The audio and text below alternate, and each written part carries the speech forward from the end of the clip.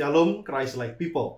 Pada pertemuan live group hari ini kita akan bersama-sama mendalami sebuah tema dari panduan live group Journey 1, yaitu diciptakan dalam kasih Allah.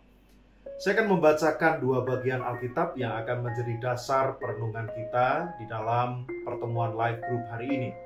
Yang pertama yaitu dari Mazmur 139 ayat 13 dan 14.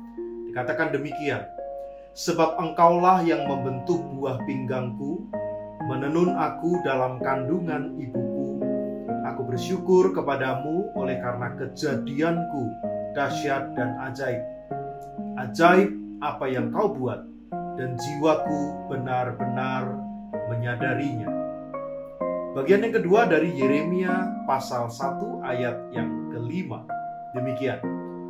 Sebelum aku membentuk engkau dalam rahim ibumu, aku telah mengenal engkau, dan sebelum engkau keluar dari kandungan, aku telah menguduskan engkau. Aku telah menetapkan engkau menjadi nabi bagi bangsa-bangsa. Saudara dan saudari yang dikasihi Tuhan, ada seorang seniman terkenal pernah mengukir sebuah patung dari batu marmer besar yang terlihat tidak beraturan dan penuh dengan retakan-retakan. Ada banyak orang menganggap batu itu sebetulnya tidak layak dipakai. Tetapi yang menarik, sang seniman itu melihat sesuatu yang berbeda pada batu itu. Setelah dia berbulan-bulan bekerja, maka muncullah sebuah patung yang sangat indah yang kemudian dipajang di sebuah museum. Ketika dia ditanya, mengapa ia memilih batu yang jelek itu? Sang seniman itu menjawab, karena aku sudah melihat keindahan itu di dalamnya, bahkan sebelum aku mulai memahat batu itu.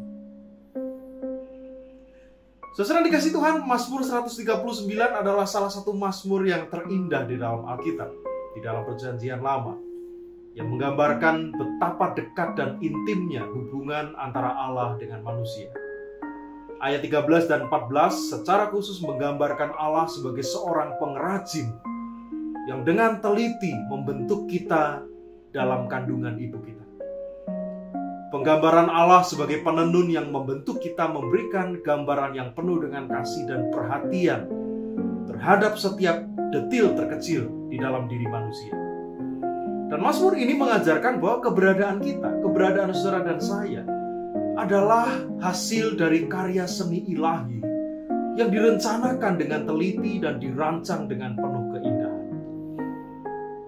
Menyadari bahwa kita adalah ciptaan yang dahsyat dan ajaib.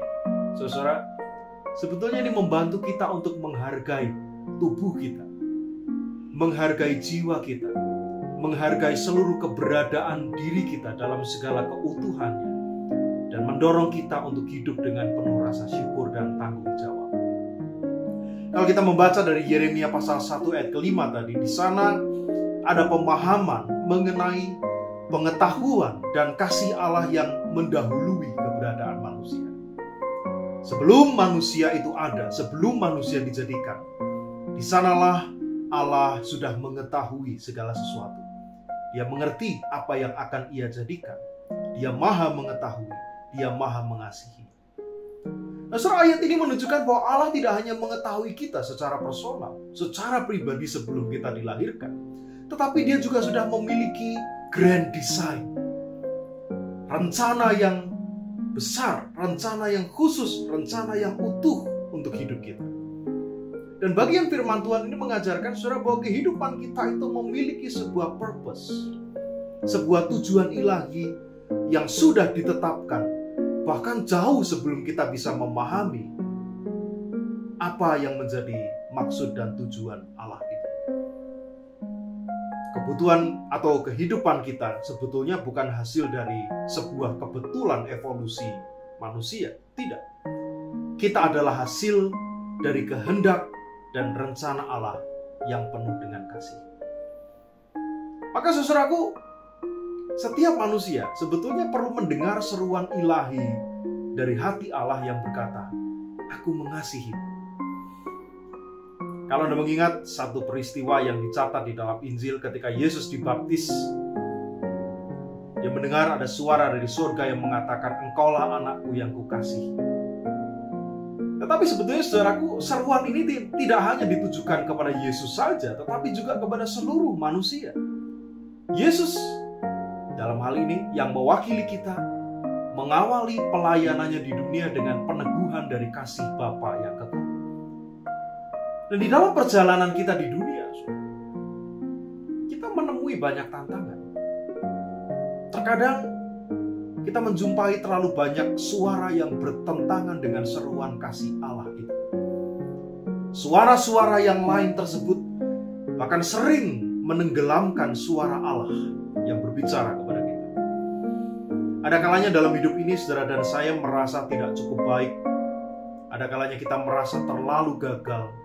Kita merasa hidup kita terlalu biasa-biasa saja. Atau hati kita terlalu terluka oleh komentar orang lain tentang kita. Maka apa yang terjadi, saudara?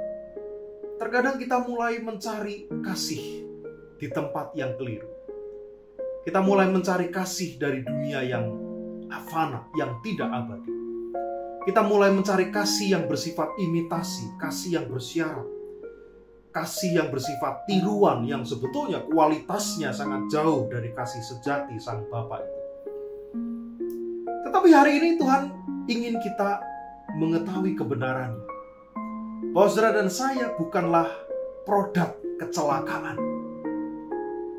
Kalau kita kembali pada ilustrasi di awal tadi, kita adalah karya seni yang dibentuk oleh tangan kasih Allah secara bersengaja dengan rencana yang mulia. Maka saudaraku, kita perlu kembali mendengar suara Allah yang telah ada sejak kekekalan itu. Saudara dan saya dikasihi, masing-masing di antara kita dikasihi.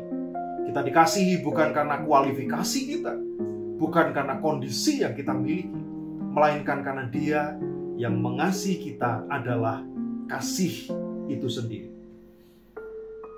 Mazmur 139 mengatakan bahwa sebelum kita dilahirkan, Allah sudah mengenal kita. Dia menenun kita satu demi satu di rahim ibu kita dengan maksud dan dengan kasih yang besar. Sekali lagi saudara, keberadaan kita bukanlah sebuah kecelakaan, tetapi kita lahir dari kasih Tuhan secara bersengaja. Maukah saudara masing-masing di antara kita berkata kepada diri kita sendiri, "Aku diciptakan dalam kasih Allah. Aku berharga di mata." Kalau suatu saat kita mendengar suara negatif dari luar, kita mendengar cemoohan, kita mendengar penolakan, kita mendengar hinaan, dan lain sebagainya, maukah kita mengingatkan diri kita bahwa pendapat Tuhan tentang kita itu jauh lebih penting daripada apa yang dikatakan dunia ini tentang kita. Maka mari kita ambil waktu untuk bersyukur atas siapa diri kita hari ini, bukan karena kita sempurna sekali lagi, melainkan karena Allah yang menciptakan kita adalah Dia yang dahsyat dan ajaib. Seperti yang dikatakan dalam Mazmur 139 ayat ke-14. Saudaraku, mari kita masuk kepada beberapa pertanyaan untuk memandu refleksi dan diskusi kita di dalam pertemuan hari ini. Yang pertama, bagaimana perasaan Anda mengetahui bahwa Allah telah mengenal dan mengasihi Anda bahkan sebelum Anda dilahirkan? Yang kedua, dalam cara apa saja Anda bisa melihat bukti kasih Allah dalam hidup Anda sehari-hari? Yang ketiga, bagaimana pemahaman bahwa Anda diciptakan dengan kasih Allah itu memengaruhi pandangan Anda tentang diri sendiri dan tujuan hidup Anda? Yang keempat, bagaimana kita bisa menunjukkan rasa syukur atas kasih Allah dalam tindakan kita sehari-hari? Dan yang terakhir, apakah ada momen dalam hidup Anda di mana Anda meragukan kasih Allah?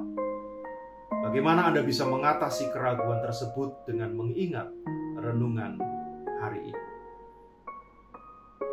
Ada sebuah usulan proyek ketaatan bagi kita. Masing-masing anggota Life Group bisa mulai menyapa seseorang yang kita rasa perlu diteguhkan dalam kasih Allah. Seseorang yang mungkin memiliki pergumulan dengan gambar dirinya atau dengan rasa berharga dan dikasihi yang belum dipulihkan. Mulailah untuk mengingat nama-nama mereka. membawa mereka di dalam doa-doa pribadi kita. Dan mari kita mulai menyapa mereka kembali. Ada satu kutipan dari Santo Agustin. God loves each of us as if there were only one of us. Saudaraku, selamat merenungkannya. Selamat berdiskusi.